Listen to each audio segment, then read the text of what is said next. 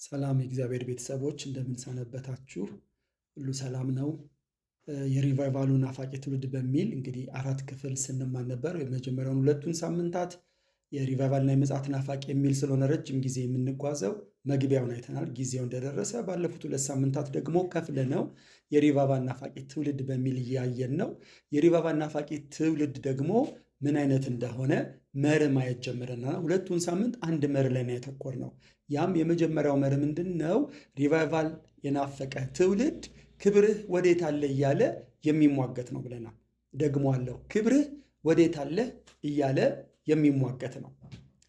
ለዚህም ማስረጃ እንዲሆን ከመጽሐፍ ቅዱስ ከዛ ደግሞ ባለፉት 2000 ዘመናት በተለያየ እንቅስቃሴ ሪቫይቫሉ እንግዲህ ስንማር አንድ ነገር ደጋግመን እያልን ነው። በተለያየ ዘመን እግዚአብሔር ዘመን ቀያሪውን እንቅስቃሴ ያደርጋልና በእንደዚህ አይነት እንቅስቃሴዎች የተጠቀመባቸውም የእግዚአብሔር ሰዎች እንዴት ነው ሪቫይቫል ወደ ቤታቸው የመጣው? እንዴት ነው የእግዚአብሔር ክብር በቤታቸው የተገለጠው ሲባል እየተሟገቱ ነው። ክብር ወዴት አለ እያሉ በጾም ጸሎት ጭምር እየተሟገቱ እንደሆነ እኛ ሀገር ድረስ የነበረውም ዋና ኦልሞስት ሁሉም ጋር ሪቫይቫል የመጣውን ብታጠኑ እንደዛ ነው የመጣው እና ሄደን እኛ ሀገር ድረስ ራሱ እንዴት እንደመጣ ስናይም ክብር ወዴት አለ ብለው ታዳጊዎች 14-15 ዓመት የአቤሌላውያን ቀን ክብር እንዴት እንደመጣ አንስተን ነበርና ሰሞኑንም ካትሪን ኩልማን የተለያየ አባባል የተናገረችው በሕይወት እያለች የተናገረችውን አባባሎች እያየው አንድ አባባል አይቼ ነካኝ እና ምን አለች? እሷ ራሱ በሕይወቷ እያለች ሁሉንም አስከፍሎኛል። ኢት ሃዝ ኮስት ሚ ኤቭሪቲንግ፣ ሁሉንም ነገር አስከፍሎኛል ግን እንደገና ራሱ ዋጋ የሚያስከፍለኝ ከሆነ ዋጋ ለመክፈል ፈቃደኛ ነኝ፣ ዝግጁ ነኝ አለችና አባባሏ ነካኝ። ማለት ልክ እንዳልኳችሁ ነው። የምንለምነው ነገር አንገብጋቢነቱ ከገባ በጣም ውስጣችን ከተራበ ከፈለገው እንደዚህ ነው የምልህ፣ የፈለገ ዋጋ ያስከፍልህ። ለምን ህይወትን እስከ ማጣት አያደርስም?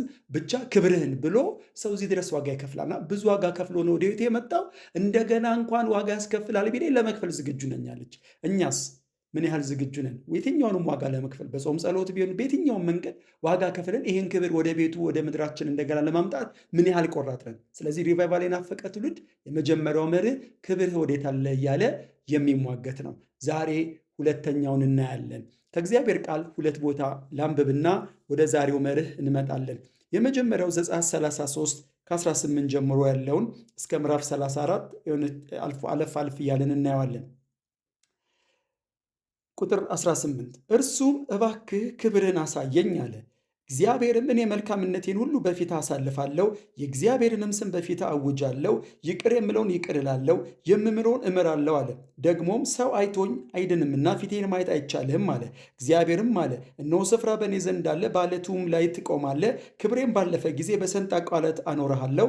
እስካልፍ ድረስ እጄን በላይ ጋርዳለሁ፣ እጄንም ፈቀቅ አደርጋለሁ። ጀርባዬን ታያለህ፣ ፊቴን ግን አታይም አለው ይላል። ከዛ ምዕራፍ 34 ላይ ምን ይለናል? ቁጥር 5 ጀምሮ ላንብበው። የድንጋይ ጽላቶችን በእጁ ወሰደ፣ እግዚአብሔርን በደመና ውስጥ ወረደ፣ በዚያም ከእርሱ ጋር ቆመ፣ የእግዚአብሔርንም ስም አወጀ። እግዚአብሔርን በፊቱ አልፎ እግዚአብሔር መሐሪ ሞገስ ያለው ታጋሽም ባለብዙ ቸርነትና እውነት እስከ 1000 ትውልድም ቸርነትን የሚጠብቅ አበሳንና መተላለፍን ኃጢአትንም ይቅር የሚል በደለኛውንም ከቶ የማያነጻ የአባቶችንም ኃጢአት በልጆች እስከ 3 እና እስከ 4 ትውልድ በልጅ ልጆች ማመጣ አምላክ ነው ሲላወጀ የሚያመጣ አምላክ ነው ሲላወጀ። ሙሴም ፈጥኖ ወደ መሬት ተጎነበሰና ሰገደ። አቤቱ በፊትህ ሞገስን አግኝቼ እንደሆነ ይህ አንገተ ደንዳና ሕዝብ ነውና ጌታዬ በመካከላችን ይሂድ፣ ጠማማነታችንና ኃጢአታችንን ይቅር በለን ለርስትም ተቀበለን ይላል። እዛ ሁለተኛ ምዕራፍ 40 ላይ ደግሞ እንሂድና ከዚህ ተነስተን አንድ መርህ ዛሬ ደግሞ እናያለን። ምዕራፍ 40 ከቁጥር 34 ጀምሮ እንዲህ ይላል። ደመናውም የመገናኛ ድንኳን ከደነ፣ የእግዚአብሔርም ክብር ማደሪያውን ሞላ። ደመናውን በላዩ ስለነበረ የእግዚአብሔርም ክብር ማደሪያውን ስለሞላ ሙሴ ወደ መገናኛ ድንኳን ይገባ ዘንድ አልቻለም። ደመናውም ከማደሪያው በተነሳ ጊዜ የእስራኤል ልጆች በመንገዳቸው ሁሉ ይጓዙ ነበረ። ደመናውም ባይነሳ እስከሚነሳበት ቀን ድረስ አይጓዙም ነበረ። በመንገዳቸውም ሁሉ በእስራኤል ቤት ሁሉ ፊት የእግዚአብሔር ደመና በማደሪያው ላይ በቀን ነበርና እሳትን በሌሊት በዚያ ነበርና ይላል። ጌታ እንዲያስተምረን እንጸልያለን። እግዚአብሔር አብ አባት ሆይ ባለፉት 4 ክፍሎች የሪቫይቫል ናፋቂ ትውልድ ምን እንደሆነ እያስተማርከን ነው እግዚአብሔር ሆይ። አሁንም ሪቫይቫሉን መናፈቅና ከጉብኝት ጋር መገናኘት እንፈልጋለን። ስለዚህ እግዚአብሔር ሆይ ሙሴ እንዳለ ዛሬም እኛ እንጮኻለን። አቤቱ የበለጠ አውቅ ዘንድ መንገድን አሳየኝ እንዳለ እግዚአብሔር ሆይ በመገኘት እንባረክ ዘንድ ሪቫይቫል በሕይወታችን ዘመን እናይ ዘንድ እግዚአብሔር ሆይ የምናይበትን መንገድ ከቃል እንድታስተምረን ከቃል እውነት እንድታበራልን በኢየሱስ ስም እለምንሃለሁ። ደግሞም በመንፈስ ማስተዋል ስጠን፣ መሪዎችንም የምንተገብርበትን አቅም ስጠን። እኔንም ባሪያን ተቆጣጠረኝ። ሁሉ ለአንተ ክብር ይሁን በኢየሱስ ስም። እሺ ዛሬ እኔን ክፍል ያነበብኩት ሁለተኛ መርህ እንድንጀምር ብዬ ነው። ሁለተኛው መርህ ምንድን ነው? ምን እየለመን እንዳለ የተረዳ ነው።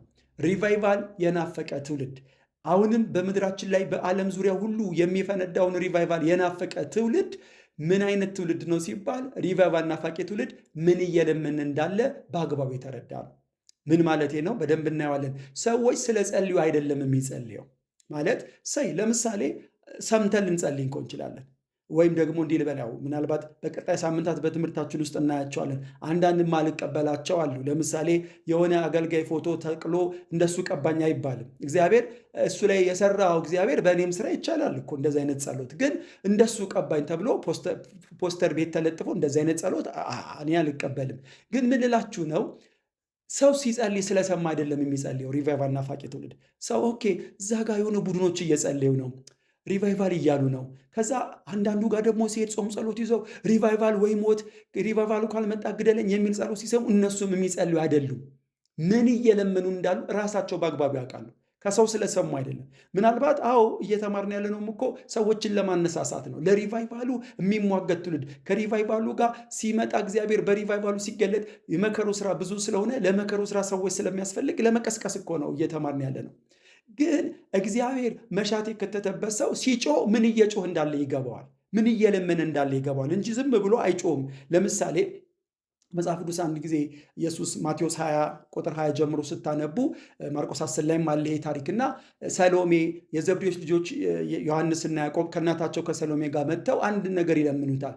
እንግዲህ ኢየሱስ ሲያወራ ደጋግሞ አንድ ነገር ይላል። ማርቆስም ማቴዎስም እንደጻፉልን በተለይ ከሞቱ በኋላ ይህን ጥያቄ ያቀረቡለት የሰው ልጅ የሚከብርበት ጊዜ ደርሷል ይላል። የሰው ልጅ የሚሞትበት ጊዜ ደርሷል እያለ ሲያወራ ስለሰሙ ከእናታቸው ከሰሎሜ ጋር መጡና አንድ ነገር ለመኑት። ጌታ ሆይ በከበርክ ጊዜ አንዳችን በግራ አንዳችን በቀኝ ያስቀምጠን አሉት። እና አንድ ቃል ተጠቀም፣ እሷን ነው የምፈልገው። የምትለምኑትን አታቁም ማለት የምትለምኑትን አታቁም። አስታውሳለሁ በህይወት ከ10 ዓመት በፊት አይ ቲንክ የሰማሁት ምስክርነት ኢትዮጵያ ውስጥ እንደዚሁ ስለ እሳት የሚጸልይ ግሩፕ ነበር እና ተሰብስበው ኳይሮች ናቸው። በጣም ጸለዩ። ያናዳር ጸሎት ላይ እባክህን እሳት ይውረድ ብለው ጸለዩ። ግን ምን እየለመኑ እንደሆነ አላወቁም።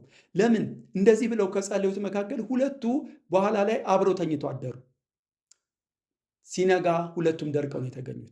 የተጣሩት እሳት ምን እንደሆነ አልገባቸውም። እና አንዳንድ ሰው ልብ አይልም እና ኢየሱስ ራሱ እንደዚህ የምትለምኑትን አላወቃችሁም፣ በግራና በቀኝ መቀመጥ እኔ የምጠጣውን ጽዋ ትጠጣላችሁ፣ እኔ የምጠመቀውን ጥምቀት አሉት። እንግዲያውስ በግራና በቀኝ መቀመጥ እግዚአብሔር ነው አላቸው። እና ምን እላችሁ ነው ይህን ክፍል እንደምሳሌ ነሰው አንዳንዴ ምን እየለምንን እንዳለ አናውቅም። አሳ ስጠን እያልነው እባብ እየለምንን ይሆናል። ዳቦ ስጠን ድንጋይ እየለምንን ሊሆን ይችላል። አንዳንድ ሰው የሚለምነውን አያውቅም። እና ይሄ ደግሞ ሲሪየስ ጸሎት ነው። እሳት ነው እየጠራን ያለ ነው። ምን እየጠራ እንዳለ የሚያውቅ ነው። ስለዚህ ምን እየለመን እንዳለ የሚያውቅ ነው እያልኳችሁ ነው። ስለዚህ ወደ ትርጓሜው ልምጣ። ክብርን አሳየኝ ሲል ሰው ምን እያለ ነው? ክብር ዳግም ወደ ቤት ይመለስ፣ በእኔም ዘመን ድገመው፣ ሪቫይቫል ወደ ህይወቴ፣ ወደ ቤቴ፣ ወደ ቤተ ክርስቲያን፣ ወደ ምድሪቱ ይምጣ እያለ ሲጸልይ ምን እያለ ነው? ምን እየጸለይ ነው? ከመጀመሪያውን ጀምር። አንድ ክርስቲያን፣ አንድ አማኝ ክብርን አሳየኝ ሲል ምን እያለ ነው? ባለፉት ዘመናት ነግሬያቸዋለሁ። ይህን ትምህርት ስንጀምር ከእግዚአብሔር ጋር ሙግት ነበረኝ። ገና እሱን ሳላቀው በነበርኩበት ቤተ እምነት ውስጥ ሆኜ ነው አንድ ጸሎት የጀመርኩት። ዝም ብዬ እመኝ ነበር። ጸሎት ሳይሆን ያኔ ጸሎት ብዙም አላቅም። በቃ ከሚያገለግለው መድረክ ላይ ከሚያገለግለው ሰው ጀርባ ደመና ቢወርድ እል ነበረ። ከዛ ስመጣም በጣም ደመናው መናፈቅ ጀመርኩ። አልገባኝም። ጸልይ ያለው ክብር አልገባኝም። በኋላ ግን መጽሐፍ ቅዱስ እያጠናው ስመጣ የገባኝን ነው መጀመሪያ ማስቀምጥላችሁ። መጽሐፍ ቅዱስን በደንብ እየገለጡ እያነበብኩ ስመጣ በተለይ የእግዚአብሔር ክብር እየተባለ የተገለጠባቸውን ክፍሎች ሳጠና ምን እየለመንኩ እንደሆነ ገባኝ። ስለዚህ እንደዚህ ልበላችሁና ከመጽሐፍ ቅዱስ ማስረጃ ሰጣችኋል። አሁን ካነበብነውን ክፍል ጭምር ክብርን አሳየኝ ስንል እንደዚህ እያልነው ነው። እግዚአብሔር በማንነትህ ልወቅህ፣ እግዚአብሔር በመገኘትህ ባርከኝ፣ ወይም ደግሞ እንደዚህ ልጭመቀውና ልጠቅልለው በማንነትህና በመገኘትህ ተገለጥልኝ እያል ነው። እግዚአብሔር ክብርን አሳየን ስንለው እባክህ ግን በማንነትህ ተገለጥልኝ፣ እባክህ ግን በመገኘትህ ተገለጥልኝ እያል ነው። ወደ መጀመሪያው ወደ አነበብኩት ክፍል ልመልሳችሁ። አሁን ሙሴ ምንድን ነው ጸሎቱ? እንግዲህ ከላይ በጣም ደጋግመን አንስተናል። መንገድን አሳየኝ አውቅ ዘንድ እያለው ነበረ። ከዛ ቁጥር 18 ላይ ግን ዘጸአት 33 18 ባነበብነው ክፍል ላይ ግን በጣም መጽሐፍ ቅዱስ አስተማሪዎች የድፍረት ጸሎት ነው የጸለየው ይላሉ። ማለት ክብርን አሳየን ሲለው ፊትህን ያለው ፊትህን እዚህ ነው ፊቴን አይቶ በሕይወት መኖር የሚችል የለም። ከባድ ነገር ነው የለመንከው። በይዘው ወይ ያው አደራረጉ ራሱ የሆነ ጊዜ ነው የተሳለልኝ። ማለት አንድ ሰንጣቃ ዓለት ውስጥ ከተሃለው ከዛ ልክ ባለ እንግዲህ እንደዚህ ብዬ ሳልኩት ሰንጣቃ ዓለት ውስጥ ሙሴን ከቶታል። ከዛ በኋላ ፊቱን ከማየቱ ፊት እጁን ይጋርድበታል። ከዛ ምንም አያይም ማለት ነው። አለፈ። እግዚአብሔር ካለፈ በኋላ እጁን ሲያነሳ የሚያየው ጀርባውን ነው ማለት ነው። ማንም ሰው ፊቴን አይቶ በሕይወት መኖር ግን አንድ ነገር አደርግልሃለሁ አለው። ስሜን በፊት አወጃለሁ ብሎ እግዚአብሔር ስሙን አወጀለት። ባይዘዌ ከዚህ በኋላ ሙሴ ሲጸልይ ካያችሁት ከዚህ ሐሳብ እግዚአብሔር ስለገለጠለት ማንነቱ እየጠቀሰ ነው የጸለየው። ሲጸልይ እንደዛ ነበር የሚጸልየው። ወዲያውኑ የጀመረው ቁጥር 9 ላይ ወደቀ። ምክንያቱም ምን ብሎታል? 32 ላይ ከዚህ ሕዝብ ጋር አልወጣም፣ ጥጃ ሰርተው ነበረ፣ ከዚህ ሕዝብ ጋር አልወጣም ብሎት ነበርና አሁን ግን ሙሴ አብረን ካልወጣ አታውጣን ሲለው እሺ ብሎታል። እሺ ካለው በኋላ ክብርህን ሲለው ኖ ጸሎቱን በዚህ መንገድ አሁን በምንማረው መንገድ መለሰለት። ማን ስሙን ያወጀለት? በፊቱ አለፈና ስሙን አወጀለት። ከዛ ወድቆ እባክህን ሕዝብ ይቅር በለው፣ ይቅር ባይ ነኝ ብለህ የለ አንተ መሐሪ አይደለህ? እንግዲያውስ እንደገና ይሄን ሕዝብ ለርስት አይደል መጀመሪያ ዘጸአት 19 ላይ ርስቴ እንዲሆን ነው ብለህ አይደል ይሄን ሕዝብ ያወጣው? በል እንደገና ለርስት ተቀበለን ብሎ ልመና ሲያቀርብ ታያላችሁ። ከዛ በኋላ እዚያው ተራራ ላይ እግዚአብሔር የነገረው ምሳሌ አለ። በተለይ ዘጸአት 25:40 ላይ ሲነግረው በተራራ ላይ እንዳሳየው ምሳሌ እንድትሰራ ተጠንቀቅ ብሎት አስጠንቅቆት መጽሐፍ ምዕራፍ 40 ላይ ደግሞ ስንመጣ እግዚአብሔር እንደነገረው ፈጸመ፣ እግዚአብሔር እንደነገረው ፈጸመ የሚል ይህንን ወደፊት በምናነሳው መርሆች ላይ እመለስበታለሁ። ፈጸመ፣ ሰርቶ ፈጸመ ብሎ መጨረሻ ላይ ምን ሆነ ነው የሚለን? የእግዚአብሔር ክብር ቤቱን ሞላው ይላል። መቆም ማገልገል እስኪያቅተው ድረስ የእግዚአብሔር ክብር ቤቱን ሞላው ይላል። ስለዚህ ሁለቱን ትርጉም ስናየው እንደዚህ አይነት ምስል ነው የሚሳለን። በማንነት ተገለጥልኝ እያልነው ነው፣ ደግሞስ በመገኘት ተገለጥልኝ እያልነው ነው። አንተን በአንተነት ልወቅ፣ በመገኘት ባርከኝ እያለ ነው። እያያዝን ሳምንት እናየዋለን። አንተን በአንተነት ልወቅ ብዬ ካወቅኩት በኋላ ደግሞ ሰው እንዲያውቀው ይፈልጋል። ያወቅኩትን ደግሞ እግዚአብሔር ለትውልድ እንድተርከው ለትውልድ እንድገልጠው ደግሞ በመገኘቱ ይባርከኛል ማለት ነው። እንግዲህ ሁለቱን ክፍል ብቻ አይደለም የምናየው። እንዴት ይሄንን ትርጓሜ እንዴት ሰራኸው ስትሉኝ መጽሐፍ ቅዱስ ላይ ሰርች ማድረግ ጀመርኩ። አሁን ክብሬ እንደዚህ የሚል ቃሎችን ለብቻ የተጠቀሱበትን ክፍሎች ሳንጨምር የእግዚአብሔር ክብር ተብሎ አንድ ላይ የተጻፈበትን ክፍሎች እንዳለ እስከ ራእይ ድረስ ስታዩ ከ50 ጊዜ በላይ ተጠቅሷል። እና በሚገርም ሁኔታ ግማሹ የሚያወራው በማንነቱ ስለሚገለጥበት ሁኔታ ነው። ግማሹ ደግሞ የሚያወራው በመገኘቱ ስለተገለጠበት ሁኔታ ነው። አሁን ከሰጧችሁ ክፍል ተጨማሪ አንዳንድ ክፍሎችን ላሳያችሁ። ለምሳሌ መዝሙር 19 ከ1 እስከ 4 ያለውን ላንብብላችሁ። ተጨማሪ ነው። አሁን እናጠናክረው፣ ትርጓሜያችንን እናጠናክረው። ምን እያልን ነው? ምን እየጸለይን ነው ስንል አንተን በአንተነት ልወቅ እያልን ነው። አሁን የመጀመሪያውን የሚያወራውን ፓርት እንዲህ ለምሳሌ መዝሙር 19 ላይ እንደዚህ ይላል፣ ሰማያት የእግዚአብሔርን ክብር ይናገራሉ፣ የሰማይም ጥፍር የእጁን ሥራ ያወራል። ቀን ለቀን ነገር ታወጣለች፣ ሌሊትም ለሌሊት እውቀትን ትናገራለች። ነገር የለም መናገር የለም፣ ድምፃቸው አይሰማም። ድምፃቸው ወደ ምድር ሁሉ፣ ቃላቸውም እስከ ምድር ዳርቻ ወጣ ይላል። ክብር ለእግዚአብሔር ይሁን። ሰማያት የእግዚአብሔርን ክብር ይናገራሉ ሲል አሁን ስለ መገኘቱ አይደለም፣ ስለ ማንነቱ ነው የሚያወራው። ሰማይ ራሱ ብትመለከቱ ስለ እግዚአብሔር ነው የሚያወራው። ለዚህ ነው ወንድማችን ጆን ሲዘምር እኮ አንተ የሰራው ሰማይ እንዲህ ከሆነ አንተማ በቃ ምን ታክል ይሆን ማለት ሰማይን በስንዝር ነው የለካ አይደል? ሰማይ እንዲህ ትልቅ ነው አንተ ታሪያ ማለት በጣም በነገራችን ላይ ሮሜ 1 ላይ እኮ በግልጽ ነው ያስቀመጠው። ማለት ሰው እግዚአብሔርን እንትን ማለት አይችልም፣ ማለት ያለም አላውቀውም ማለት አይችልም። ፍጥረትን አይተህ ነው የሚለው እግዚአብሔር እንዳለ ማወቅ ትችላለህ፣ ላለማወቅ ካልፈለገ በስተቀር ሰው። አንድ ጊዜ አንድ እግዚአብሔር ሰው ሲናገር እግዚአብሔር የለም የሚል ሰው ገጠመውና አንድ ምሳሌ ሰጠሁት አለ። አረሰውም። ይህንም ጥሩ ምሳሌ ስለሆነ ነው የምነግራችሁና የሆነ ጭው ያለ በረሃ ላይ የሚያምር ቪላ ቤት ተሰርቶ ብታይ እዛ ያን ቪላ ቤት እንዲህ ብልህ በቃ ዝም ብሎ ከሰማይ ዱብን ያለው ብልህ አለ። ታምነኛለህ? እንዲህ እንዴት ይሆናል? ተደራጅቶ አስባችሁታል? ተደራጅቶ በኢንጂነር የተሰራ የሚያምር ቪላ ቤት በረሃ ላይ ዝም ብሎ ዱብ አይልም። ይሄ ሰማይና ምድር ኦርቢትን ስናይ በቃ ዓለም ላይ ያሉትን ከዋክብቶች ኦርቢት እንዴት እንደሚዘውሩ ስታዩ እንዴት ትላላችሁ ዘማሪዎች? ሰማይ እንዴት ያለም ሀገር ቆመ ማለት ምድር እንዴት ያለም ሀገር ቆመች? በጣም እኮ ትገረማላችሁ። እና ምንድን ነው የሚለው ዳዊት? ሰማያት የእግዚአብሔርን ሰማይ ስለ እግዚአብሔር ማንነት ያወራሉ። እግዚአብሔር ትልቅ እንደሆነ፣ እግዚአብሔር ኃያል እንደሆነ ሰማይ ራሱ ያወራል። ምንም በቃ ባይዘወይ እኔ ክፍሉን በደንብ አይታችኋል። የሰማይ ጠፈር የእጁን ስራ ያወራል። የሰማይ ጠፈር እና ቀን ለቀን ነገር ታወጣለች፣ ሌሊት ለሌሊት እውቀትን ትናገረ። ድምፅ የለም ማለት ምንም ነገር ሳይኖር የሚያወራው ነገር አለ እኮ ነው የሚለው ማለት አሁን እኔ ቁጭ አድርጌ ከመጽሐፍ ቅዱስ ከብሉይ ከአዲስ ኪዳን እያደረኩ እግዚአብሔር ትልቅ ነው የሚል ቃል እኛም አናውቀውም የሚል ቃል እየጠቃቀሱ እኮ ስለ እግዚአብሔር ትልቅነት ላስተምራችሁ እችላለሁ። እነዚህን ሁሉ ባልላችሁ እንኳን መጽሐፉ ምንድን ነው የሚለው? ሰማይ ምንም ድምፅ ሳያወራ እግዚአብሔር ትልቅ ነው ምናምን ማብራሪያ ሳይሰጥ ራሱ ይናገራል። ድምፅ የለም እኮ ያውም እስኪ ድረስ ነው የሚናገረው፣ እስከ ምድር ዳርቻ ድምፃቸው እስከ ምድር ዳርቻ ይወጣል። ምን ሰማይን የእጁ ስራ ከዋክብትን ስታዩ ማለት ነው። በነገራችን ላይ መዝሙረ ዳዊት ራሱ ሲናገር 33:6 ላይ እነዚህን እንዴት ሰራቸው? ሰማያት በእግዚአብሔር ቃል ጸኑ፣ ይሁን ስለሆነ ከዛስ በኋላ በአፍ ውስጥ ትንፋስ ከዋክብትን ሰራዊታቸውን ይላል። ደግሞአለሁ፣ ሰማይ በምን በእግዚአብሔር ቃል ይሁን ሲለሆነለት፣ ከዛስ ሰራዊታቸው ከዋክብቱ ሲባል በአፍ ውስጥ ትንፋስ ይላል። ይኸውላችሁ ዝም ብለን አሁን ምድር ላይ ሆነን ስናይ ጥቃቅን ስለሆኑ ከዋክብት እንዳያንስባችሁ። አንድ ጊዜ ሃው ግሬት አወር ጋድ የሚል አንድ ስብከት አይቼ ከ10 ዓመት በፊት ያልፈዋል የቆየ ነው እና ውስጥ የተቀረቅሮ ቀረ ማለት እያነጻጸረ ትንሽ የጎልፍ ኳስ አለች አይደል? እሷን ይዞ ነው ምሳሌ የሚሰጠው እና ያነጻጸረበትን ትንሽ ማስታወሰውን ላንሳላችሁ። ለምሳሌ ስለ ፀሐይ ያነሳል። አሁን ፀሐይ እግዚአብሔር ግን ይሁን ብሎ ሰማይ ፈጠረና እነ ፀሐይን ጨረቃን ከዋክብትን እፍ ብሎ ነው የፈጠራቸው ብለናል ዳዊት።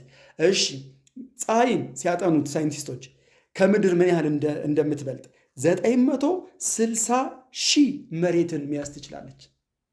960 ሺህ መሬትን በውስጧ መያዝ ትችላለች። ከዚህ ስናያት ትንሽ ትመስላለች። ሙቀቷ ራሱ ታውቃላችሁ 5538 ዲግሪ ሴልሲየስ ትሞቃለች።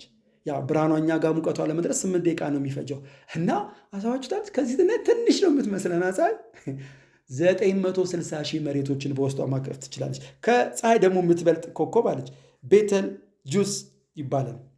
9.46 ትሪሊየን ኪሎ ሜትር ነው ከኛ የምትርቀው። 262 ትሪሊየን መሬትን ታቅፋለች። ሚሊየን አይደለም ያልኩት፣ ቢሊየን አይደለም ያልኩት፣ ትሪሊየን 262 ትሪሊየንን መሬት እንደዚህ ይበላችሁ። ዝም ብላችሁ አሁን እኔ ቤቴል ስኖርም ከዛ መሐንዲስ ወይ ራስ አንዳንዴ ሰው ለመጠየቅ ለመጎብኘት ውስጥ ለውስጥ ስገባ ወይራ እንዲሰፊ ነው እንዴ ቤቴል እንዲሰፊ ከላይ ነው የምታዩት። በአስፋልት ዳር አስፋልት ይዛችሁ ስትሄዱ ዳርና ዳር ያለ ብቻ የሰፈር ይመ ውስጥ ስገቡ ትገረማል። ዋው አዲስ አበባ ከክፍለ ሀገር ደግሞ ባህር አይደል እንዴ ይለን። ኢትዮጵያ በጣም ከአፍሪካ 3ኛ የቆዳ ትልቅ አይደለች ዓለም በጣም አሜሪካ ትልቅ ራሽያ እያለን ስንገረም ኖ ዓለምን በጠቅላላ 262 ትሪሊየን ማቀፍ የሚችል ኮከብ ነው። ሌላም አለ ከቤተል ጁስ የሚበልጥ ሉሲፊ የሚባል ደግሞ አለ። ሉሲፊ 2.7 ኩድሪሊየን መሬትን ታቅፋለች። ቁጥሩን እናንተ አስሉት። አሁን ከትሪሊየንም አልፈናል። 2.7 ኩድሪሊየን መሬትን ማቀፍ የምትችለው በጣም ግዙፍ ናታ። ሌላ ከሱ የሚበልጣለ ኬኒስ ሜጆሮስ የሚባል ደግሞ አለ። 7 ኩድሪሊየን መሬትን ማቀፍ ትችላል። ትልቅ ነው። መጽሐፉ ግን እነዚህን ሁሉ አንተን የፈጠርካቸው ይሁኑ ብለህ ሰማይና ምድር ይሁን ብለህ ከዛ ሰራዊታቸውን በአፍህ እስትንፋስ ይላል። አይገርምም? የሚገርመው ኢሳያስ ላይ ደግሞ ያለ ቃል አለ በጣም ደስ የሚለኝ። እሱንም ላንብብላችሁ አያይዤ። ስለ እግዚአብሔር ማንነት እንዴት እንደሚያወሩ እንግዲህ እነዚህ ክፍሎች ጋር ስታገጣጥሙት የሆነ ስል ይስልላቸዋል። ለምሳሌ ኢሳያስ 40:26 ላይ አንድ ቃል አለ። ምን ይላል? ባይዘወይ ያው እስራኤልን እየወቀሳት ነው። በድንጋይ በእንጨት ከተሰሩት ጋር እያወዳደሩ ስለነበር እኔን ከማን ጋር አስተካከላችሁኝ እንዴ? ሰማይን እኮ በዝንዝር ነው የምለቀው። አሕዛብ እንዳሉ እኮ በገንቦ እንዳሉ ጠብታ ናቸው። 8 ቢሊዮን ሕዝብ እኔ ፊት በገንቦ እንዳለ ጠብታ ነው እያለ ስለ ትልቅ ሰማይ እንደ መጋረጃ የሚዘረጋ እያለ በሉ ተካክለው ዘንድ ከማን ጋር ወዳደር እያለ የመጣበት ክፍል ነውና ቁጥር 26 ሲደርስ ምን ይላል? ዓይናችሁን አንስታችሁ ወደ ላይ ተመልከቱ፣ እነዚህን የፈጠረ ማን ነው? ተመልከቱ ወደ ላይ ሰማይን፣ ሰራዊታቸውን ተመልከቱ። ማን የፈጠረ? ሰራዊታቸውን በቁጥር የሚያወጣ እርሱ ነው። ይህን ሁሉ ሰራዊት ቁጥራቸውን ያውቃልና ተራ በተራ የሚላል ትርጉም ላይ አንድ በአንድ ያወጣቸዋል፣ ያሰማር። ልክ አንድ እረኛ በግና ከብቶችን እንደሚያሰማራ እግዚአብሔር ያሰማራቸዋል አለ። እሺ ሁሉንም ደግሞ በየስማቸው ይጠራቸዋል። ምን ያህል ትልቅ ነው እግዚአብሔር! ሳይንስ እኮ ባይዛዊ ቆጥሮ አልጨረሰው፣ ብዛታቸው ማለት ነው ኮከቦች። እግዚአብሔር ጋር ሲመጣ ግን በቁጥራቸውን ያውቃል፣ ስማቸውን ያውቃል፣ በስም ያውቃቸዋል። እና ምን ብሎ ነው የሚዘጋው ክፍሉ? በኃይሉ ብዛትና በችሎቱ ብርታት አንድስ እንኳን አይታጣም። ምንም ከሱ ሚስ የሚሆን ቁጥራቸውን ያውቃል፣ ማንንም ሚስ አያደርግም ይለዋል እንግሊዝኛው። ምን ያህል ትልቅ ነው! ስለዚህ አሁን የመዝሙር 19 አንድ የእግዚአብሔርን ክብር ይናገራሉ። ገባችሁ? ድምፅ ሳያወጡ ምንም ሳይሉ ስለ እግዚአብሔር ማንነት ያወራሉ። አሁን ገባችሁ? ስለዚህ እግዚአብሔር ክብር ማለት እግዚአብሔር በማንነቱ ሲገለጥ። አሁን ለምሳሌ ዘኍልቍ ላይ የሚል ቃል አለ፣ ምድር በእግዚአብሔር ክብር ትሞላለች ይላል። ግን እነ ኢሳያስ ይህን ቃል በተለያየ መንገድ ይለውጡታል። ምድር በእግዚአብሔር ክብር ትሞላለች፣ ምድር እግዚአብሔርን በማወቅ ትሞላለች ይላል። ስለዚህ የእግዚአብሔር ክብር ማለት ራሱ እግዚአብሔርን ስለማወቅ የምናወራበት ነው ማለት ነው። እሺ ሌላ ለምሳሌ ከአዲስ ኪዳን ደግሞ እኒ ብንል፣ ያው ከአዲስ ኪዳን በነገራችን ላይ ብዙ መጥቀስ ይቻላል።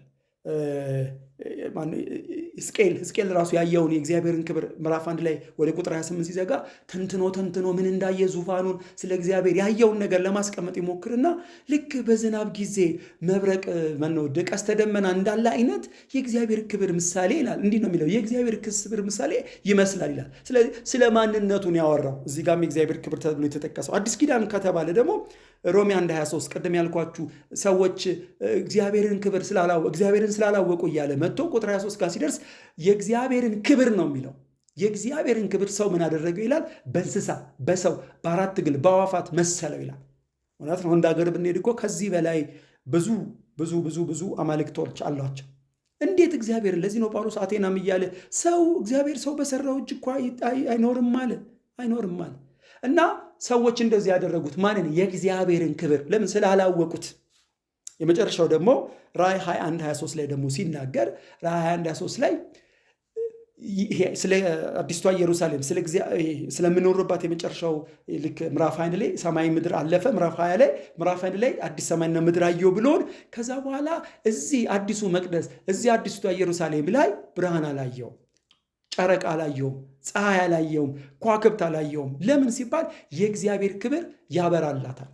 አሁን ከዚህ ክፍል ተነስተን ስለ ማንነቱ ስለ ብርሃን ነው የሚያወራው ልንል እንችላለን። ስለዚህ ግማሹ የሚያወራው ስለ ማንነቱ ነው። ስለዚህ ክብርን አሳየን ስንል በማንነት ልወቅ፣ በማንነት ተገለጥልኝ እያልነው ነው ማለት ነው። ወደ ሌላው ወደ ግማሹ እንሂድ። በመገኘቱ ስለመባረክ ለምሳሌ ቅድም ያነበብነው አለ ዘጸአት 40 ላይ የእግዚአብሔር ክብር ቤቱን ሞላው፣ መቆም አልቻለም ሙሴ ነው የሚለን። የእግዚአብሔር ክብር ነው የሚለን። ልብ በሉ።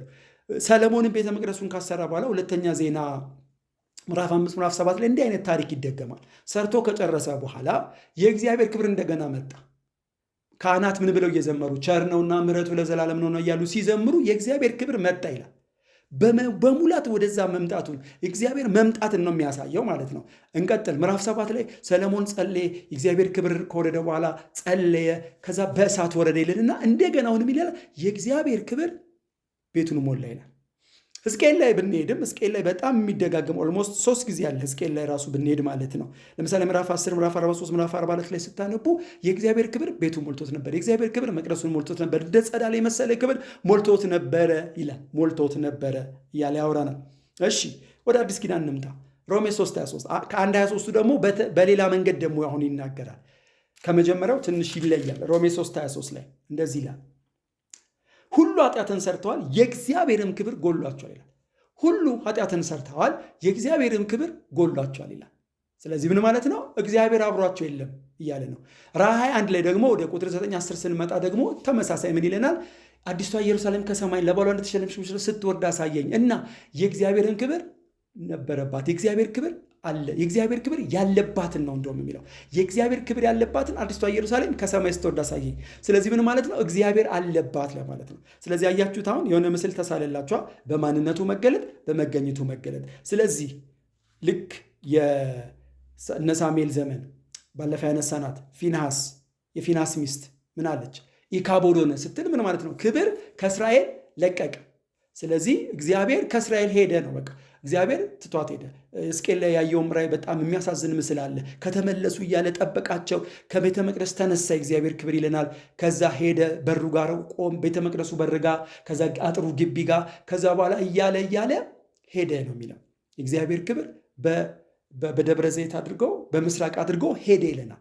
ስለዚህ የእግዚአብሔር ክብር ያለባት ሲል እግዚአብሔር ያለባት ነው። ኢካቦድ ሲባል ደግሞ ክብር ከእስራኤል ለቀቀ። ስለዚህ ክብርን አሳየኝ ከዚህ በኋላ ስትሉ በዚህ ሞቲቭ በዚህ እውነት ጸልዩ። በማንነትና በመገኘት ተገለጥልኝ እያልነው ነው ማለት ነው። እሺ ወደ ሪቫይቫል እንመጣ። በህይወቴ ሪቫይቫል ይሁን፣ ወደ ህይወቴ ሪቫይቫል ላክ ማለት ምን እያልን ነው? ሪቫይቫል ይባላል። ስለ ሪቫይቫል ይወራል፣ ይጸልያል። ምን እያልን ነው? ሪቫይቫል ወደ ህይወቴ ይምጣ፣ ሪቫይቫል ወደ ምድሬ ወደ ቤተክርስቲያን ይምጣ። ምን እያልን ነው? እንደዚህ እያልን ነው። እንደ ሙት ለሆነው መንፈሳዊ ህይወቴ እንደገና ህይወትን ለመዝራት ና እያልነው ነው። መንፈሳዊ ህይወቴን አነቃቃው። ወደ ህይወቴ፣ ወደ ቤቴ፣ ወደ ምድሬ፣ ወደ ራስህ ቤት እንደገና ና እያልነው ነው። ሪቫይቫል ስለምን እንደዚህ እያልን ነው። ይሄን ከየት አመጣ ነው? ቃሉን እየተረጎምን እናያለን። ሪቫይቫል የሚለው ቃል እንግዲህ የሜሪየም ዌብስተር መዝገበ ቃላት ሲናገር ይህን ቃል በፊት አይታወቅም፣ በ1651 ዓመተ ምህረት ነው ይህን ቃል ሰዎች መጠቀም የጀመሩት ይላል። መጽሐፍ ቅዱስ ደግሞ አስተማሪዎች ክርስቲያኖች መጠቀም የጀመሩት በ1702 ነው ይላሉ። በአሜሪካ ነው መጠቀም የጀመሩት ይላሉ። እና ያው ብዙ አስተማሪዎች እንደሚናገሩት ሪቫይቫል የሚለውን ቃል በቃል አናየውም። አንዳንድ ሰው አስተማሪዎች እንደሚናገሩት ይሄ ሪቫይቫል የሚለው ቃል ከስላሴ ጋር ይነጻጽሩታል። ለምሳሌ ስላሴ የሚል ቃል በቃል አናገኘውም፣ አስተምሮቱ ግን አለ። ልክ እንደዚሁ ሪቫይቫል የሚለው ቃል በቃል ባይኖርም መጽሐፍ ቅዱስ ላይ ግን አስተምሮቱ አለ። ለምሳሌ መዝሙር 80:18 ላይ ባይዘው እንግሊዝኛዎቹን ብታነቡ ሪቫይቫስ ነው የሚሉት እነዚያውን የምሰጣችሁ ክፍሎች፣ ግን አማርኛው ላይ ሕያው ነው የሚለው። ሕያው ለምሳሌ መዝሙር 80:18 ላይ በስም ተጠርተናል ሕያዋን አድርገን ይላል። እንግሊዝኛው ሪቫይቫስ ነው የሚለው። መዝሙር 85:6 እንደገና ሕያዋን አታደርገን ምን ይላል? ሪቫይቭ አስ ነው የሚለው እንግሊዝኛው። ኢሳይያስ 57:15 ላይ ከመጽሐፍ ቅዱስ እንግዲህ ትርጓሜውን አሁን መውሰድ እንችላለን ላችሁ ነው ሪቫይቫል የሚለውን። ኢሳይያስ 57:15 ላይ የተሰበረውን መንፈስ ሕያው አደርግ ዘንድ፣ የተቀጠቀጠውን ልብ ሕያው አደርግ ዘንድ፣ ትርጉሙ አነሳሳው አነቃቃው ይላል። እንግሊዝኛው ሪቫይቭ ነው የሚለው 2 ጊዜ ማለት ነው በአንድ ቁጥር ላይ። ስለዚህ ሕያው ማድረግ ማለት ነው። ኢሳይያስ 16:19 ላይ ሙታን ይነሳሉ፣ ይነቃሉ፣ በሐሴትም ይዘምራሉ ይላል። እሺ የምናውቀው ቃል አለ ባይዘዌ መዝሙር 119 ላይ በጣም ነው የሚደጋገመው። ከ14 ጊዜ በላይ ሕያው አድርገን እንደ ቃል እንደ ምሕረት የሚል ቃል አለ። የምናውቀው የሰቆቃ ኤርምያስ 5:21 ላይም ምንድን ነው የሚለው? መልሰን እንመለሳለን፣ ዘመናችን እንደ ቀድሞ አዲስ። ከአዲስ ኪዳን ብናይ ለምሳሌ ሉቃስ 15 ላይ ስለ ጠፋው ልጅ በተጠቀሰው ታሪክ ላይ ቁጥር 24 እና ቁጥር 32 ላይ ተመሳሳይ ቃል አባትየው ሲናገር እናያለን። ይሄ ልጅ ሞቶ ነበር ሕያው ሆኗል፣ ሞቶ ነበር ሕያው ሪቫይቭ ነው የሚለው እና ለሰርዴስም የተጻፈላትን እናውቀዋለን። ስም አለ፣ ሕያው እንደመሆኑ ስም አለ፣ ግን ሞተህማል የሚል ቃል ይጠቀማል። ስለዚህ ምን እያልን ነው? እንደገና ሕይወት ስጠኝ አነቃቃኝ እያልን ነው። የቃሉን ጥሬ ፍቺውን ትርጉሙን እንየው ደግሞ ከመዝገበ ቃላትም ከተለያዩ ከየት ነው የመጣው? ሪቪቪሬ ከሚል የላቲን ቃል የመጣ ነው። ቫይቫል ሕይወት ነው። ሪ ማለት እንደገና። ስለዚህ ምን ማለት ነው? ባጭሩ እንደገና ሕይወትን መዝራት፣ መነቃቃት፣ ሕያው ሆኖ መነሳት፣ ወደ ቀድሞ መመለስ እያልን በአማርኛው መተርጎም እንችላለን ማለት ነው። እንግሊዝኛው ቱ ሊቭ አጌን፣ ሪተርን ቱ ላይፍ፣ ቱ ካም ቱ ላይፍ አጌን ኦር ቱ ቢ ሪቫይቭድ ኦር ሪስቶር እያለ ይናገራል። የላቲኑን ራሱ ቃል በቃል ብንተነጉመው ሪ ማለት አጌን ነው፣ ቪቪሬ ማለት ቱ ሊቭ ነው። ስለዚህ አንድ ላይ ስናያይዘው ቱ ሊቭ አጌን፣ ሪ አጌን ነው፣ ቪቪሬ ደግሞ ቱ ሊቭ ማለት ነው። ስለዚህ ምን እያልን ነው? እንደገና በህይወት መኖር ነበረ እኮ ግን መነሳት። ስለዚህ የሞተ የመሰለው መንፈሳዊ ህይወቴን እንደገና አስነሳው እያልን ነው። ወንጌላዊ ጸጋ በሪቫይቫል በጻፉ ላይ የቬነስ መዝገበ ቃላትን ተጠቅሞ ራሱ ከዕብራይስጥ ጋር የሚያያይዝበት አለ። ለምሳሌ አና ታሃለው የሚል 2 ጥንድ ቃሎች የተጣመሩበት የዕብራይስጥ ቃልም ነው እንግሊዝኛው ሪቫይቭ እያለ የተረጎመው ይላል እና 330 ጊዜ ተጠቅሷል።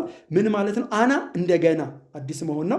ታሃሎ ማለት ደግሞ እንደገና ማቆጥቆጥ ወይም ማበብ ነው። ስለዚህ አንድ ላይ ስናነበው እንደገና አዲስ መሆን ማቆጥቀጥ። ለምሳሌ ሕዝቅኤል 17:14 ላይ እንደገና ያብባል ይለመልማል የሚለው ቃል አና ታሃሎ የሚል ነው። ሌላ ደግሞ አና ዛሎ የሚል የዕብራይስጥ ቃልም አለ 336 ጊዜ ተጠቅሷል። ዛሎ መለኮታዊ ህይወት ማለት ነው። ስለዚህ አንድ ላይ አና ዛሎ ሲሆን እንደገና መለኮታዊ ህይወትን ማግኘት፣ እንደገና ልክ ለዚህ ማስረጃ የሚሰጠው ሉቃስ 15:24 ነው። እንደገና መለኮታዊትን ማግኘት ቅድም የጠቀስኩት በ1641 ነው የቃል መጠቀም የተጀመረው የሚለው የማርያም ዌብስተር መዝገበ ቃላት ደግሞ ሪቫይቫል ምን ይለዋል? የመነቃቃት ሁኔታ ወይም እንደገና ህያው ማድረግ ነው ብሎ ይተረጉመዋል።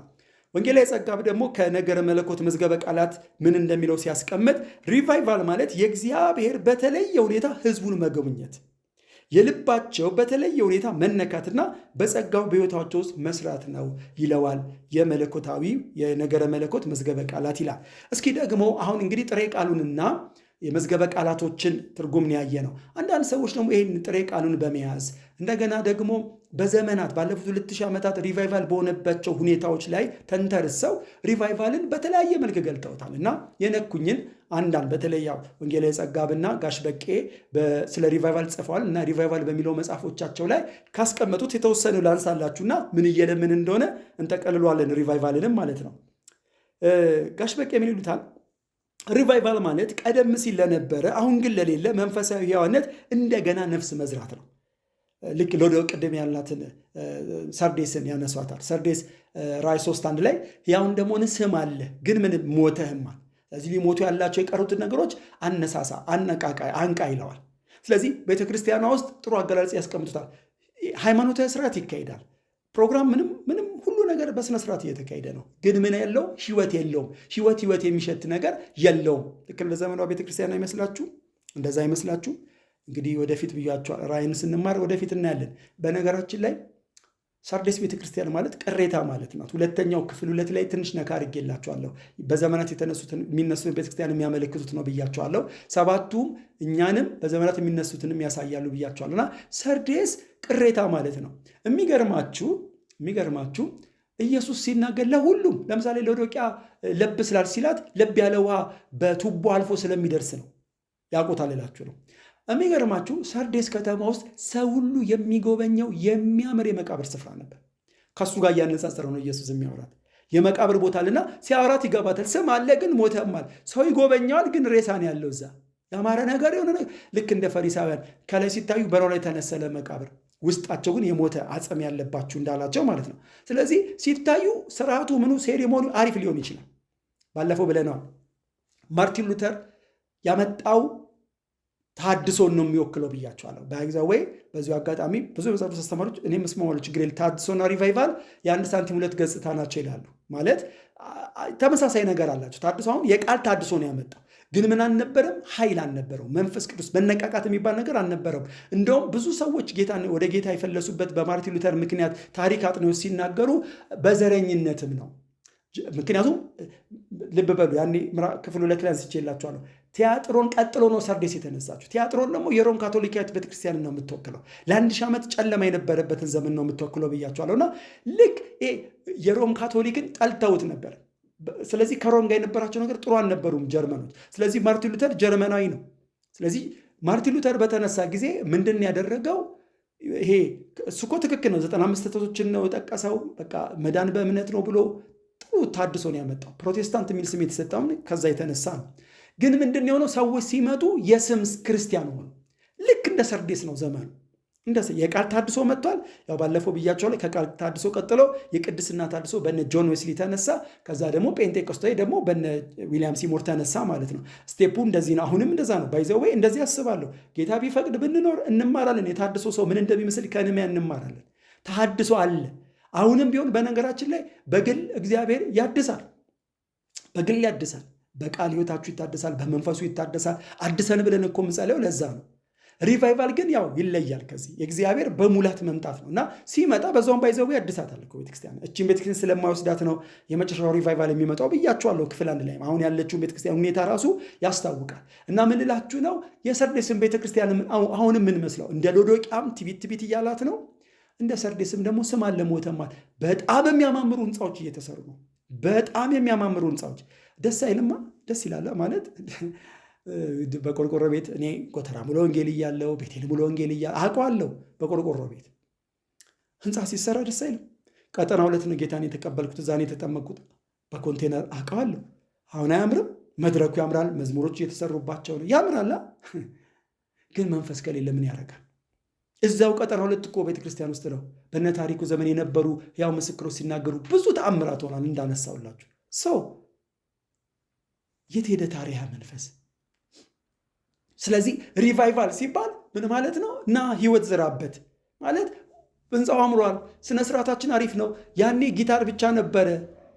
ያኔ ምንድነው አንድ አኮርዲዮን ነው ምናምን የሚባል ነበር እኮ አባቶቻችን ሲዘምሩበት የነበር አሉ። እስካሁን እነሱ መዝሙሮች አለ እንሰማቸዋለን። እነ ተስፋዬ ገብሱ ዘምረዋል በሱ። ዛሬ ኪቦርዱ እየጮኸ ሞንታርቦ እየጮኸ የሚገራርም የሙዚቃ መሳሪያዎች እየተጠቀምን ግን ምን የለም? ኃይሉ የለም። የሆነ ህይወት የሚሸት ኢየሱስ የሚሸት ነገር የለም። ስለዚህ በዚህ ትርጉም በጣም እስማማለሁ። ቀደም ሲል ለነበረ አሁን ግን ለሌለ መንፈሳዊ ህያውነትን እንደገና ነፍስ መዝራት ነው። የእግዚአብሔር ወደ ሰዎች መቅረብ የእግዚአብሔርም ለሰዎች መገኘት ነው። ደስ ይላል። የእግዚአብሔርም ለሰዎች ደግሞም የሰዎችም የእግዚአብሔርን ነገር መራብና የሰዎችም ለእግዚአብሔር መገኘት ነው። በቃ ይገናኛሉ። እግዚአብሔር ሰዎችን ያገኛል፣ ሰዎችም እግዚአብሔርን ያገኛሉ። መገናኘት ነው። ያው እያወራን እንደመጣ ነው። በሙላት መምጣት ነው ጋር ተገናኘን ማለት ነው ከእግዚአብሔር ጋር። ከዝናብ ወራት ጋር የሚያያዙታል ጋሽ በቂ። ልክ በደረቅ ወቅት አሁን እንጠብቃለን። አሁን ትንሽ ሰሞኑን እየሞቀ ነው አይደል? ከሰዓት ላይ ትንሽ አላውቅም እናንተ አካባቢ፣ እኛ ጋር አሁን እየሞቀ ነው እና አሁን የካቲት ላይ የምንጠብቀዋል አይደል? የበልግ ዝናብ ምንድን ነው የሚያደርገው? የበልግ ያረሰርሳል። የደረቀውን አዋራው ምኑን በቃ ያረሰርሰዋል። ልክ እንደዚህ ነው ይሉታል። ሪቫይቫል ሲመጣ ደርቆ የነበረው ህይወታችን ይረሰርሳል። እናያቸዋለን ወደፊት። እንወቅ እናውቀውም ዘንድ የበለጠ እንትጋ ለሆሴዕ 6:3 ላይ። ከዛስ እንደ መጀመሪያ ዝናብ ይመጣል ሲል የደረቀ ህይወት ለማረሰረስ እንደ በልግ አሁን የካቲት ላይ እንደምንጠብቀው ዝናብ ማለት ነው እንጠብቃለን። ሌላ በሪቫይቫል ወቅት የሰዎች ህይወት እንደዚሁ ነው የሚሆነው ይላል። ማለት ይረሰርሳል። በጸጋ ስጦታ ማገልገል የሃይማኖታዊ ፕሮግራም ማካሄድ አይደለም፣ ዋሌም ዝም ብሎ ተራ የሆነ ነገር አይደለም። ተራ ነገር አይደለም። ሰሞኑን ቅድም እንዳልኳቸው የካትሪን ኩልማን አንዳንድ አባባሎች እያየው ነበር። አንድ ነገር ብላለች። ይህ እግዚአብሔር ኃይል ማለት እኮ ዝም ብሎ የሆነ ነገር አይደለም፣ ራሱ እግዚአብሔር በስራ ላይ ያለው እግዚአብሔር ነው። በጣም ደስ ብሎኛል አባባሏ። እደግመዋለሁ። የእግዚአብሔር ኃይል የምንለው ነገር ዝም ብሎ እኮ ተራ ነገር አይደለም፣ በስራ ላይ ያለው ራሱ እግዚአብሔር ነው አለች። እና እሳቸውም ጥሩ ገልጦታል። ባለፈው ነካ ለማድረግ ሞክረ በጸጋ ስጦታ ማገልገል አይደለም ብያቸዋለሁ። በጸጋ ስጦታ ዝም ብሎ ማገልገል አይደለም፣ ራሱ እግዚአብሔር በጉባኤ በሙላት ሲገኝ ማለት ነው። ወንጌላዊ ጸጋ በቀለ ደግሞ ያሉትን ላንሳ። ሪቫይቫል የእግዚአብሔር ክብር በሙላት ወደ ቤቱ መምጣት ነው ብለው ሚልክያስ 3:1 ያነሳሉ። ድንገት ወደ ቤቱ ይመጣል የሚለውን የእግዚአብሔር በልዩ ክብርና ኃይል መውረድ ነው። ኢሳይያስ 64 ላይ ሰማያችን ቀደምን ነው ብትወርድ እንደሚለው ማለት ነው። የእግዚአብሔር በልዩ ክብርና ኃይል መውረድ ብቻ አይደለም፣ የእግዚአብሔር ቃል ወደ ቤቱ በልዩ ክብር መመለስ ነው። በነህምያ ዘመን በሐዋርያት ዘመን እንደሆነው ማለት ነው። የእግዚአብሔር ስራ በእግዚአብሔር ሕዝብ በኩል ለሁሉም በገሃድ የመሆንና በውጭ ያሉትን በሙላት ወደ ጌታ ቤት መምጣት ነው። ልክ በሐዋርያት ሥራ ምዕራፍ 2 ላይ እንደታየው ማለት ነው። የእግዚአብሔር የተለየ ስራውን በዓመታት መካከል መፈጸም ነው። ባለፈው ያነሳሁላችሁን ዕንባቆም 3:2 ያነሳሉ። ምን አለ? ስራን ሰማው፣ ዝናን ሰምቼ ፈራው፣ በእኛም ዘመን እንዲታወቅ አድርግ፣ በእኛም ዘመን አድሳቸው እንዳለው ማለት ነው። የእግዚአብሔር ምድሪቱን መፈወስ ነው። የተለመዱ መንፈሳዊ መራገሮችን ማካሄድ አይደለም። ከመጋብሮች በላይ የሆነ ነገር ነው። በታላቅ ክብርና ኃይል ባልተለመደ ሁኔታ በመካከላችን መገለጥ ነው። እውነተኛ ሪቫይቫል በሚሆንበት ጊዜ ባልተለመደ ሁኔታ የተገለጠው እግዚአብሔር ብቻውን መድረኩን ይረከባል። ያልተለመደ ከኛ ዝግጅትና ግምት ውጭ የሆኑ ነገሮች ይሆናሉ። ባይዛው በሆልስም ሆኗል፣ በአዙዛም ሆኗል። የዛ ዘመን የነበረው ሪቫይቫል እኮ ሲዘግቡ ታውቃላችኋ። በተለይ የአዙዛም አይ ቲንክ አንድ ሰው ጋዜጠኛ ሲዘግበው እኔ የገረመኛል፣ ፕሮግራም መሪ የለም ማለት ፕሮግራም መሪ የለም፣ ግን ድንገት መዘመር ይጀምራሉ። ድንገት የሆነ ሰው ተነስቶ ይጸልያል፣ የሆነ ሰው ቃል ያካፍላል። የሚገርመኝ ደግሞ አለ የሆነ ሰዓት ላይ ሁሉም ጸጥ ይላል። ጸጥ ብሎ የተማለ ይመስል ኮሽታ፣ ወረቀት እንኳን ኮሽታ የማይሰማበት ጸጥ ይላል ደግሞ አለ። ማንም ግን መሪ የለም፣ ራሱ እግዚአብሔር ይረከቧል ማለት ነው።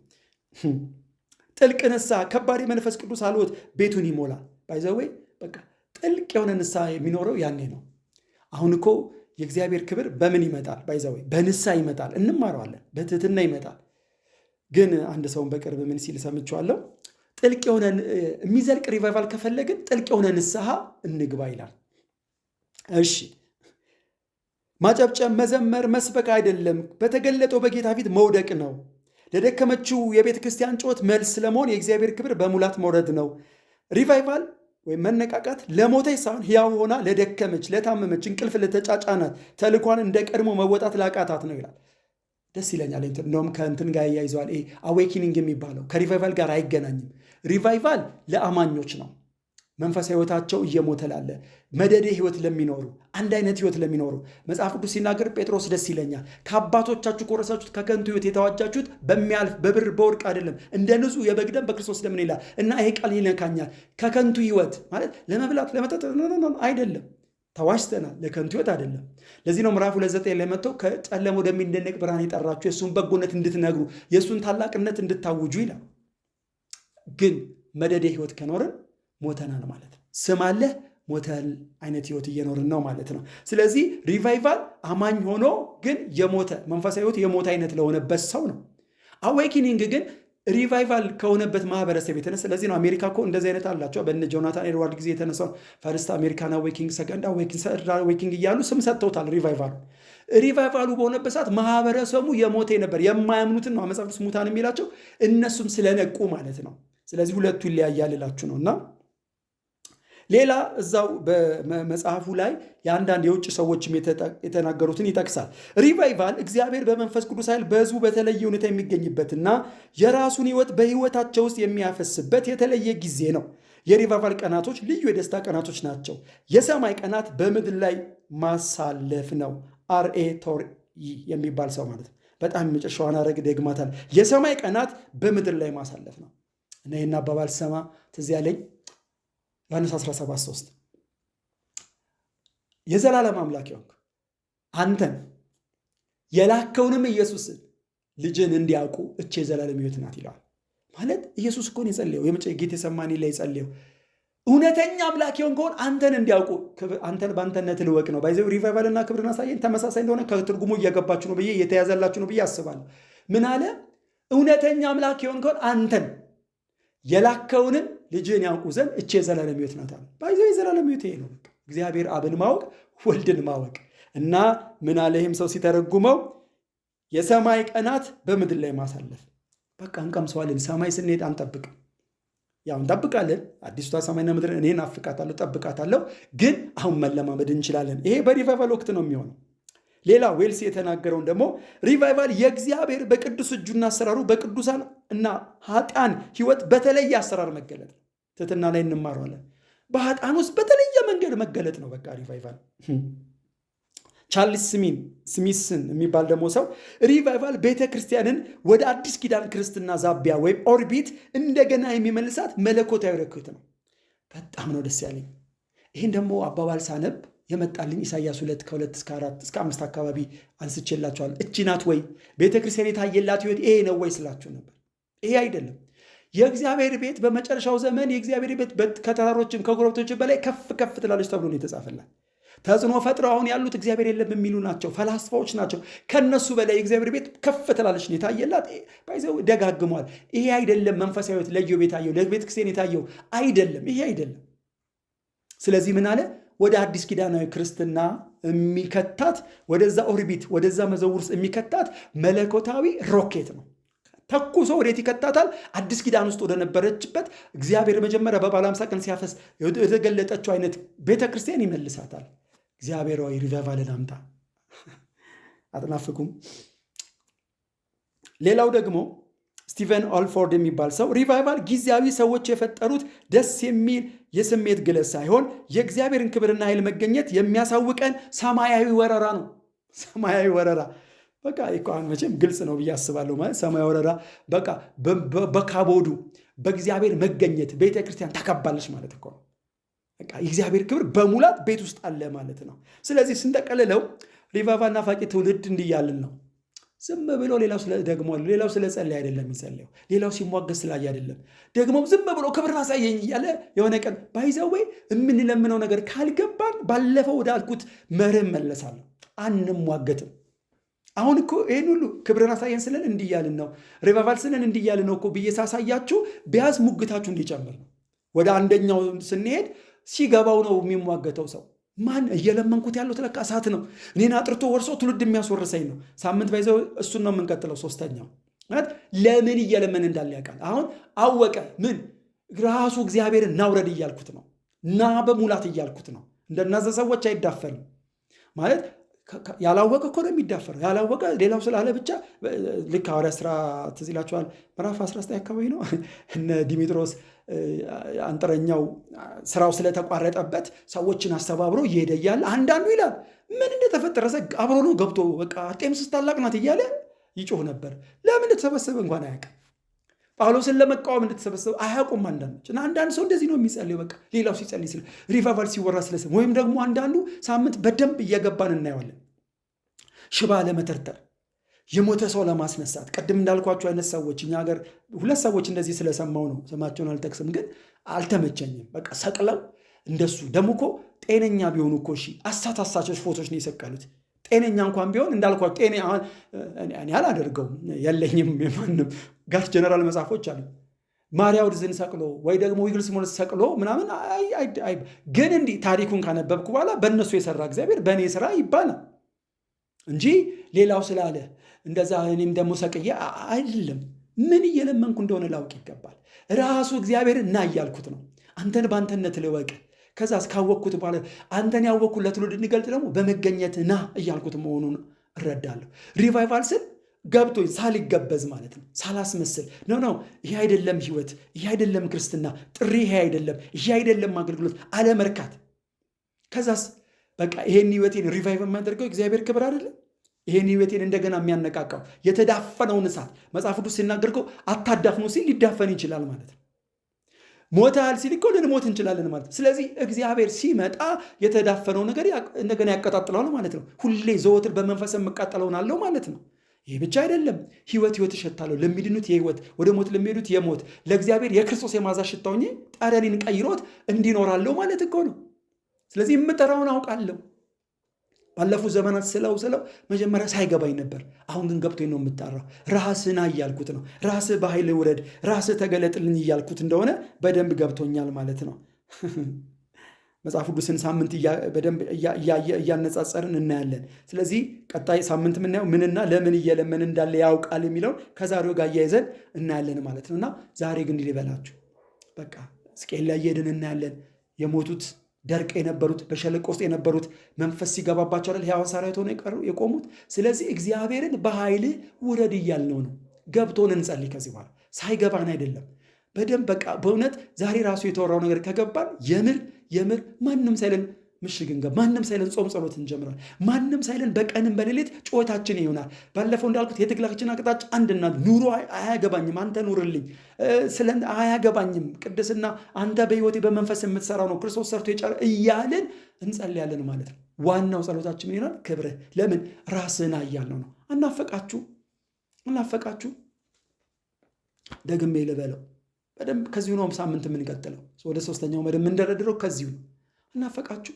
ዝማሬ ላይ የሆነ የእግዚአብሔር ክብር ሲነካን እንዳልኩት መጀመሪያ ምስሎ ከዛ ችክችካ ምናምን ሳይሆን መንፈስ ቅዱስ ከፈለገ ሁለቱም ምስሎ ከፈለገ ሁለቱም ችክችካ ቃልስ የሆነ ከ40 ደቂቃ ሳልወጣ አንተን ከ40 ደቂቃ ሳላል ምናምን ሳይ ለምሳሌ ባለፈው የሆነ ሰው እያለኝ ነበር። በቃ እግዚአብሔር ዛሬ ተናገረኝ፣ እኔን የሚያወራ መሰለኝ አለ። እንደዚህ አልኩት።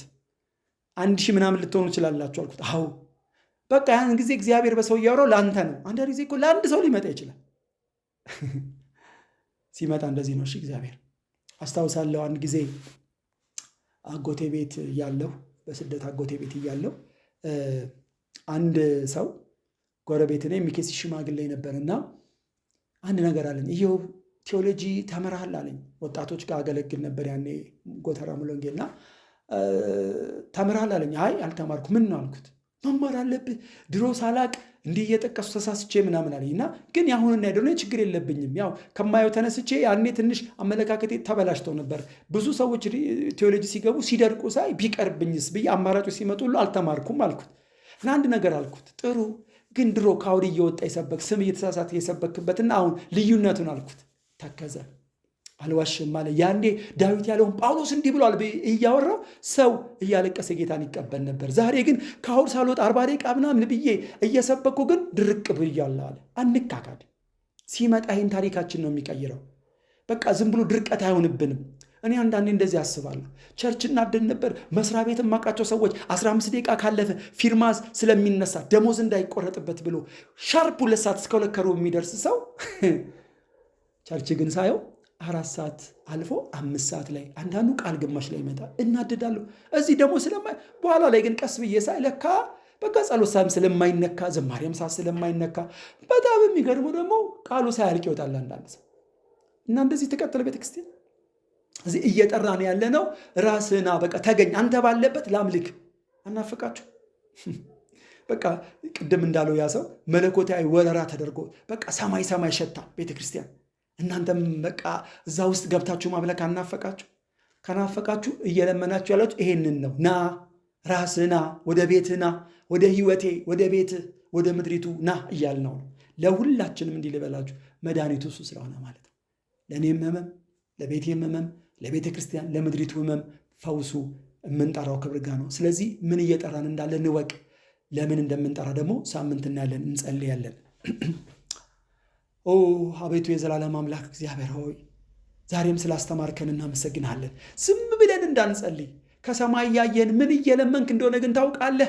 ምን እየለመንሽ እንደሆነ ታውቃለሽ። ምን እየለመናችሁ እንዳለ ታውቃላችሁ እንዳንባል ይልቅ ገብቶን እንድንጸልይ ሪቫይቫል ምን እንደሆነ ክብርን አሳየህ ማለት ምን ማለት እንደሆነ ከቃል ከዘመናት ታሪክ እንድንረዳ ዛሬ ስላስተማርከን እናመሰግናለን። ስለዚህ ለምናለሁ ለሪቫይቫል ናፋቂ ትውልድ እግዚአብሔር ሆይ ቅሬታዎች አሉ።